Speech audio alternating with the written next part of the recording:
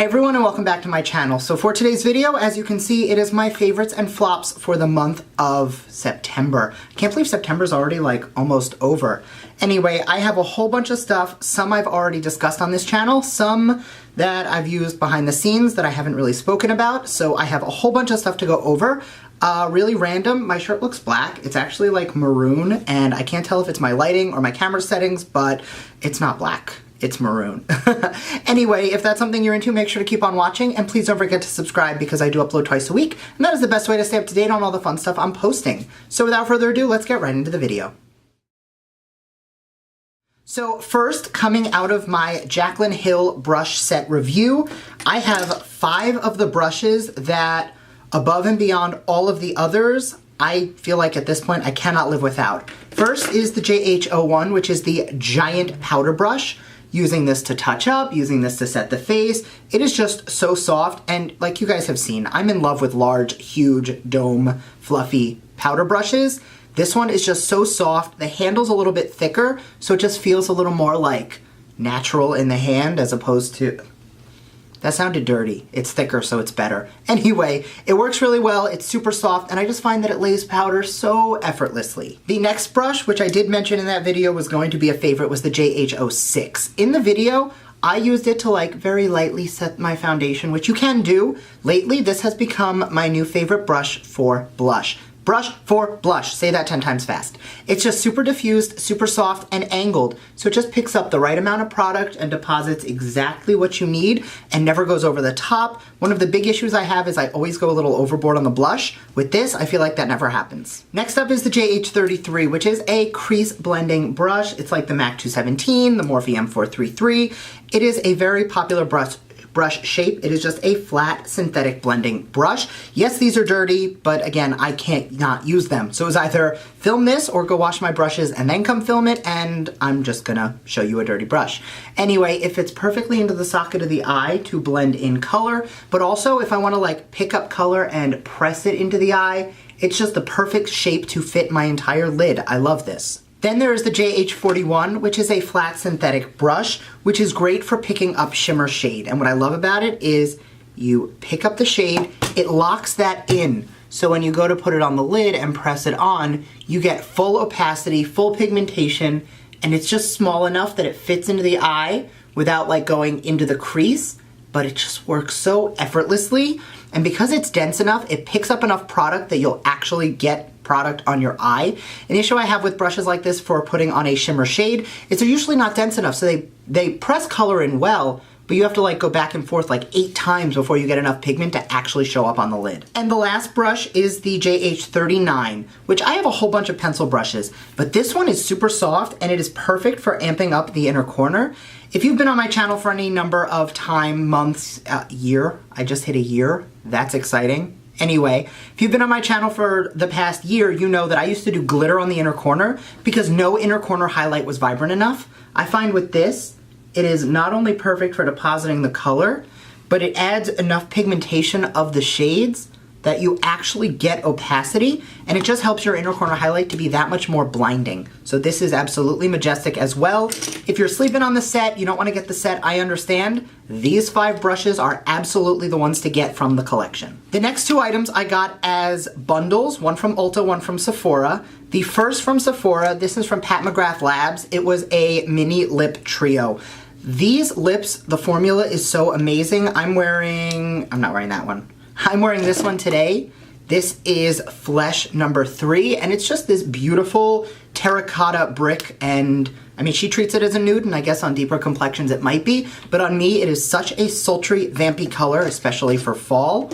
The formula is so good, but these are like 30 bucks a piece, so the fact that for $25 I got 3 minis, I don't go through lips enough where I use them up because I use a different thing like every day. I get bored too easily. So for me, these mini sizes are absolutely perfect and a great value. Next, this one I actually remembered to save the packaging for. The Pat McGrath lipsticks came in a bag with a whole bunch of sequins that get absolutely everywhere, so that went right in the trash. But I did save the box from the Hex Ready 24/7 eye pencil set from Urban Decay. I have been using these all month long. I've already known I liked the formula of the 24/7 pencil, because they are super creamy and super pigmented, and they just go on so effortlessly.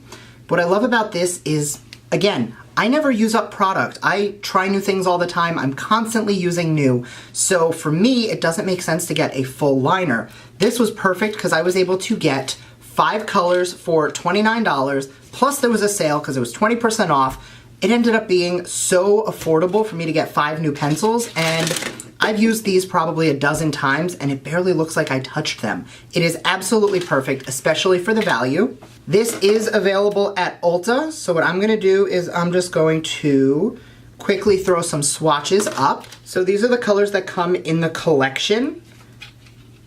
They are Goddess, Starfire, Space Dust, Voodoo, and Perversion. Now these colors are just so effortless and wearable. I feel like this shade right here would be so pretty on the inner corner, and the other ones are just perfect for the waterline. They go on super creamy, they wear super long. It is literally like one of the best liners. I love the Marc Jacobs colored liners as well, but if you're not looking to drop $30 on a single liner and you want to spend like $24 and get 5 minis, it is definitely a great value. Now, I recently did a full video on the Desert Oasis palette. It is the look I'm wearing on my eyes today. I have been using this all month long. I am in love with it. This is like my current everyday palette because with the 5 neutrals, you can get any defined crease look you want. And then literally it's like, pick your shadows because all of these metallics, it's meant for face and eyes, but you can basically use them all interchangeably. The highlighting shades look so beautiful on the lid as well. So it's just like a perfect all-in-one. It's currently on sale at Ulta for like 13 bucks, and it's BH, so even at full price, it's $22 for 19 shades. Such a good value. This palette is like goals. Okay, so on to the disappointments. The first disappointment I have is from Tarte. This is the Park Avenue Princess Contour Palette. It came in my BoxyCharm. I've been playing around with it, and I definitely need to play around with it a little bit more. But all of these shades, every single bronzy contour shade on me, no matter what, looks great, and then on my skin it pulls red. And I don't know if it's maybe my skin tone, my complexion, my undertone, but I'm not looking for a red bronzer or a red contour. Like, I need something that's going to be flattering, and bronzy is great, red is not. So I am gonna play around with it with different foundations. So maybe it's the foundation that's causing it to oxidize weird or sit on the skin. I also have to play around with it a little more as far as layering it, but for a contour palette, I'm putting in a lot of work to try and make this work when my Kat Von D and my Morphe work so well. And the last disappointment comes from Lancome, and I have loved the Makeup Teint Idole Ultra Wear Makeup Foundation Stick forever. I'm almost out of this one. I have gone through like 3 of these. It is a fantastic formula. So I finally got the liquid formula, and here's the deal. It wears really, really well. This is the shade 250 Bisque. You ready? That is the shade 250 Bisque. It's a little deep for me, but when it blends out, it is perfect. This is also the shade 250 Bisque. And the issue I have, I'm gonna put 1 pump of this down, and all I'm gonna do is smooth it out. Are these the same color to you? At what point is this and this the same shade? And I know that someone is gonna say, well, they're not blended out and you're not using them properly. The liquid does oxidize a little bit. It does come down a little bit. There's like 5 shades or more between these two. And this, it does not have the same undertone. Like, this is listed as warm. It is definitely more of a cool undertone because it works on my skin. It's definitely a little more pinky.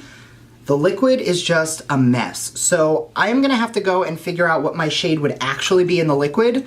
I understand that, like, I got the wrong shade is my problem. I'm not blaming Lancome that I have a shade that doesn't work for me or that I grabbed 250 thinking that it was gonna work. My issue is, if I have something that I love, like the Maybelline, I am 120 Classic Ivory in every formula they have. I cannot stand when a brand does things like this, and 2 different products in the same line have very different undertones. It's like, it's not okay.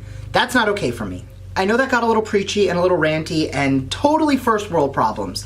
Like, I understand that it is ridiculous that I'm here complaining about the fact that my foundations aren't the same shade and that I have to look. But it's just, it's so unnerving when, you know, they're picking the names. They are doing it on their own. Why are they putting two things that are very different colors in the same color category? So that is my finished favorites and flops for the month. Please let me know down below. First off, am I wrong about Lancome? Like, am I going out of my mind, getting upset over something that doesn't matter? Or do you agree with me? Because right now, I'm just like, I'm just so upset with it. Like, first world problems, I know, but if you're gonna call two colors the same color, they should match.